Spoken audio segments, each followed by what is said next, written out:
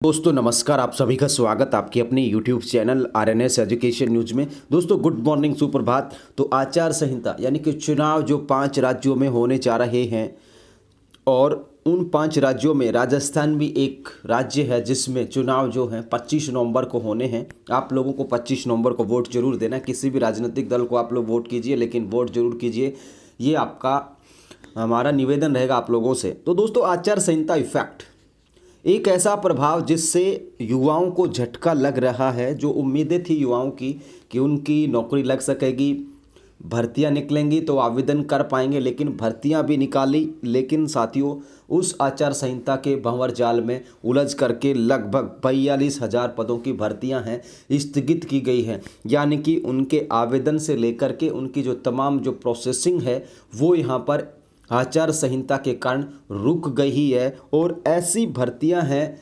जिनमें 42,000 के करीब पद हैं। हजारों अभ्यर्थियों की नियुक्तियां रुक चुकी हैं जो चयनित थे, जिसमें शिक्षा विभाग भी शामिल है।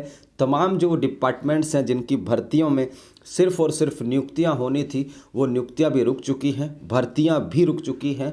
और इसका जो प्रभाव है वो बेरोजगार युवाओं पर भयंकर रूप से पड़ रहा है। इस वीडियो में बात करने वाले हैं तमाम वो भर्तियां जो अब तक स्थगित की जा चुकी हैं, और उन भर्तियों के बारे में बात करने वाले हैं जिनकी जो नियुक्तियां हैं बाकी हैं। साथियों यहाँ पर देखिए आप लोग, विधानसभा की चुनाव आचार संहिता ने अटकाई 5वीं भर्ती। अब तक 41,836 पदों की भर्तियां स्थगित। प्रदेश में नई भर्ती निकलना तो दूर, पहले से घोषित भर्तियां भी अटक रही हैं। अब नए मामले के अनुसार मदरसा बोर्ड की शिक्षा अंदेशक और कंप्यूटर अंदेशक भर्ती भी स्थगित की गई है, और इसमें 6,843 जो है पद शामिल थे। साथियों संविदा की ये भर्ती थी जिसके 27 अक्टूबर से आवेदन प्रारंभ होने वाले थे। अंतिम तिथि 25 नवंबर तय की गई थी, लेकिन आचार संहिता से पहले भर्ती निकल गई थी। इसके बावजूद भी ये भर्ती अटक गई है, स्थगित किया गया है, और ये 5वीं भर्ती है। इससे पहले जो भर्तियां स्थगित की हैं वो 4 भर्ती हैं। पशु परिचर, सफाई कर्मचारी, कांस्टेबल के फिजिकल और सहकारिता विभाग की भर्ती 684 पद सहकारिता विभाग। पशु परिचर 5,934 पदों पर, इसके भी आवेदन 13 अक्टूबर से होने थे, स्थगित किया गया। सफाई कर्मचारी भर्ती करीब 25,000 पद, 24,797 पद दोबारा से आवेदन खोले गए थे, वो भी नहीं कर पाए। कांस्टेबल भर्ती 3578 पद, 26 अक्टूबर से फिजिकल होने थे, चुनावों की डेट तक इनको स्थगित किया गया है, और ये फिजिकल अब जनवरी में होंगे। सहकारिता विभाग भर्ती सफाई कर्मचारी, पशु परिचर, और ये आप लोगों की मदरसा कंप्यूटर अंदेशक या मदरसा अंदेशक जो भर्ती है वो भी स्थगित की जा चुकी है, यानी कि इनके आवेदन की जो प्रोसेस।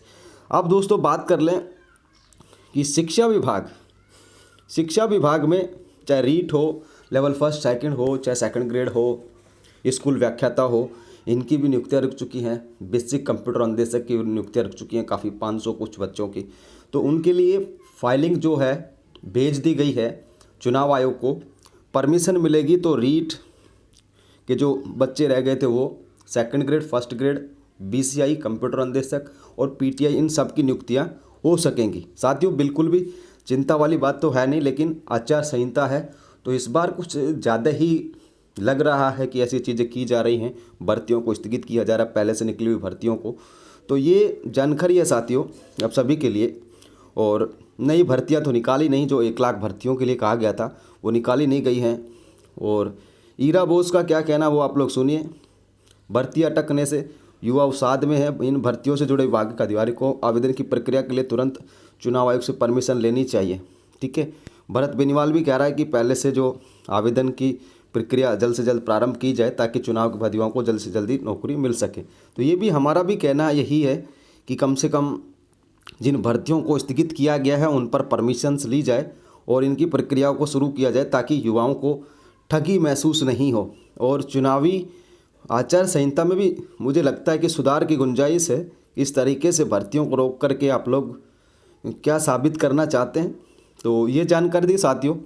41,836 पदों पर भर्तियां स्थगित की गई हैं। इसका मतलब ये है कि लाखों युवा जो नौकरी की चाह में थे उन्हें एक बड़ा झटका लगा है। दोस्तों शिक्षा विभाग की भर्तियों के लिए फाइल भेज दी गई है चुनाव आयोग, परमिशन मिलेगी, दीपावली तक कुछ अच्छा मिल सकता है। शिक्षा विभाग भर्तियों में जिसमें सारी आ गई आपकी रीट लेवल 1 सेकंड आ गया, सेकंड ग्रेड आ गया, फर्स्ट ग्रेड आ गया, और आप लोगों की पीटीआई आ गई, बेसिक कंप्यूटर अनुदेशक आ गया, ठीक है ना, वो आ गए हैं, सारी हो जाएंगी वो। रही बात चिकित्सा में अभी दोस्तों समय लगने वाला है, उनके लिए काम प्रोसेसिंग शुरू हुआ है, वो चुनाव बाद ही होने वाली हैं। बाकी और जो भर्तियों का जो प्रोसेसिंग है, आरपीएससी की जो भर्तियां हैं उनका चालू, RPSC occupational therapist, hospital caretaker, इन भर्तियों के जो वेरिफिकेशन है 3 तारीख से होने हैं, ठीक है। तो आरपीएससी की चीज़ें चलती रहेंगी। बाकी कर्मचारी बोर्ड हो, जो अन्य भर्ती एजेंसी हैं, उनके लिए परमिशन अनिवार्य होगी इलेक्शन कमीशन ऑफ इंडिया या राज्य निर्वाचन आयोग की, और उसके बाद ये चीज़ें शुरू हो सकेंगी, ठीक है। तो कुल मिलाकर के बात ये है, 5 भर्तियों को फिलहाल स्थगित किया गया, इनकी जो भी प्रोसेसिंग थी उसे फिलहाल होल्ड किया गया, जो जहाँ पे चीज़ें प्रक्रिया में थी वैसे के वैसे उन्हें रखा गया है। अब इनमें परमिशन की गुंजाइश है, परमिशन मिलेगी तो ये भर्तियां फिर से शुरू हो जाएंगी, अन्यथा चुनाव बात तो आनी है। ऐसा नहीं है कि भाई अब स्थगित कर दिया तो ये भर्तियां होंगी नहीं, बिल्कुल होने वाली है, लेकिन थोड़ा सा जो समय है वो लगने वाला है और उस समय को आप लोगों को वेट करना है, ठीक है साथियों। तो ये दैनिक भास्कर में जानकारी आई थी, उस पर हमने बात बताई आप लोगों को, और आप सबको पता भी है लगातार जो भी अपडेट्स आते हैं हम आप तक पहुँचाते रहते हैं। हज़ारों नियुक्तियाँ रुक चुकी हैं, हज़ारों पदों पर भर्तियाँ स्थगित हो चुकी हैं।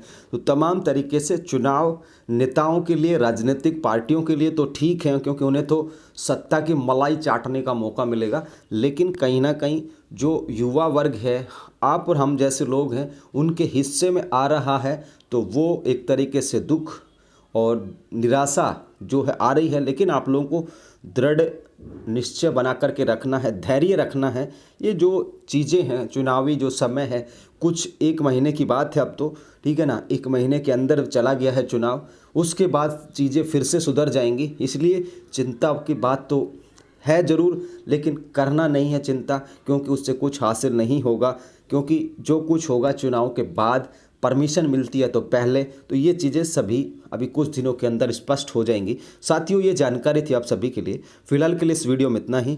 टेलीग्राम चैनल को ज्वाइन कर लीजिए, व्हाट्सएप चैनल जो है हमारा ज्वाइन कर लीजिए। व्हाट्सएप चैनल का लिंक आप लोगों को डिस्क्रिप्शन में मिल जाएगा, क्योंकि व्हाट्सएप पर भी आप लोग ज्वाइन कीजिए। पहले ग्रुप्स की चीज़ें आप लोग कहते थे कि ग्रुप्स बनाइए, लेकिन अब व्हाट्सएप चैनल को भी आप लोग ज्वाइन करें। व्हाट्सएप चैनल ज्वाइन करने में आपको कोई दिक्कत नहीं होगी, पूरी तरीके से सेफ़ एंड सिक्योर है।